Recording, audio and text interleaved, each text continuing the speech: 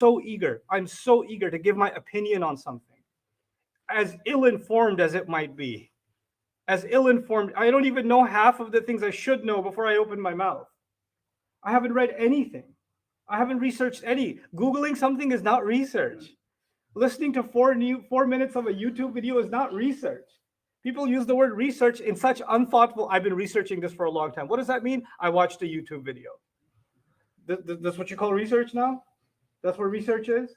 You know, with the limited attention span that we give to things. So my first invitation to all of us is to actually become people of the Quran. In other words, before we form an opinion or address something, we become students of it. We understand something deeply before opening our mouth, before jumping on any bandwagon. And now the second thing. By the way, this first thing that I told you has to do with inna Allah ya'murukum an tu'addu al-amanati ila ahliha. It's funny. I'm standing here at a minbar telling you don't listen to people like me when they're talking about politics. But Allah is commanding you to give the trust to those who are qualified of it.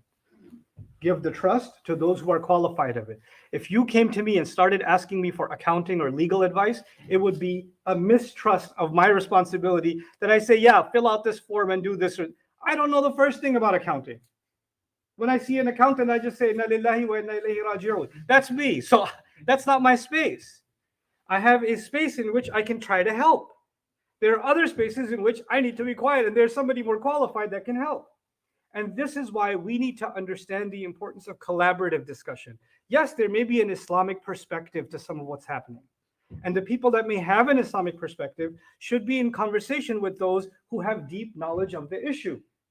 So they can actually have a conversation and engage with each other and learn from each other. That's what's supposed to happen, collaborative learning. But unfortunately, what we've created in what happens often in religious psychology is you idolize a person. You say, Sheikh so and so, oh my God, he's amazing. He has all the answers for all questions. He's my, there's Google, and then there's my Islamic Google. He's my Islamic Google. For all questions I may ever have, this is the person that has the answers. There's no such thing. Everybody's on a quest of learning. Everybody's seeking. And until we realize that, the nations that realize that, they prosper. You know that? The nations, they realize they don't know enough and they need to inquire more. They need to study more. They need to investigate more. They need to collaborate more. Those are the nations that advance in the world.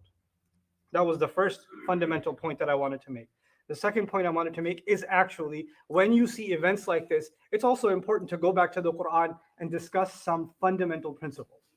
I've said this many times in my khutbahs. I'll repeat it because it's relevant for today. Our religion has given us a number of timeless principles.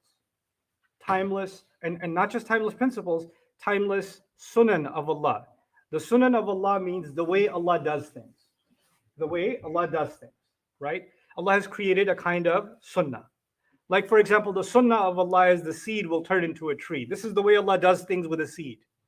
The way Allah does things with the growth of a child is there's a certain age where the child can start putting words together.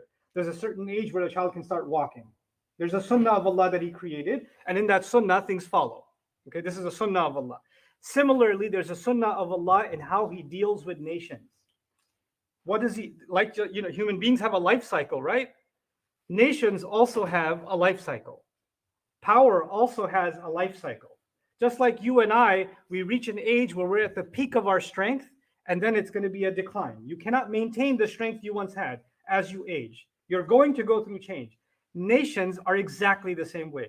Every nation that thought that they're going to stay on top of the world forever thought, and we read about them now and laugh. The British Empire used to say the sun never sets on the British Empire. The British Empire is now this tiny island in Europe where it's mostly cloudy. You don't even see the sun.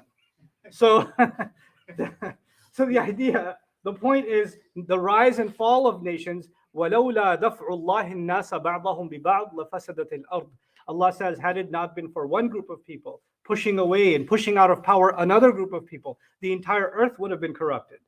Allah's way is to actually allow for powers to shift all the time. That does not mean Allah endorses one power and is against another power.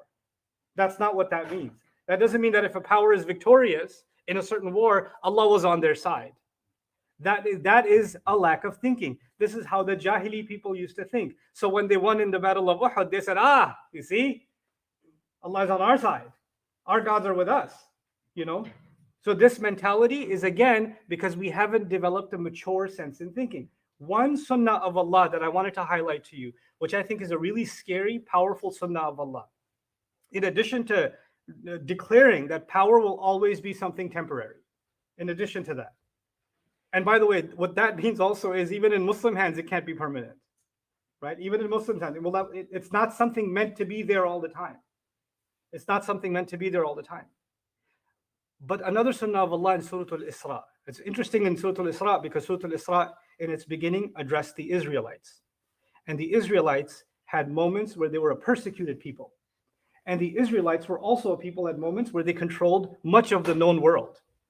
Right? They had the Khilafah of Dawood alayhi salam, the power of Sulaiman alayhi salam. These people have seen and in their history ages where they enjoyed incredible amount of power.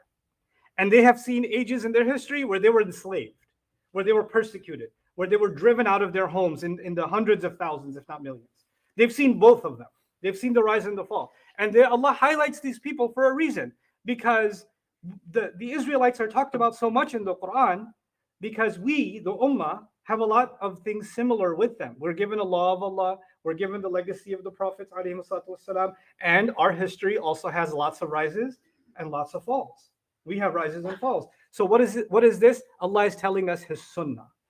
Allah is telling us this is how He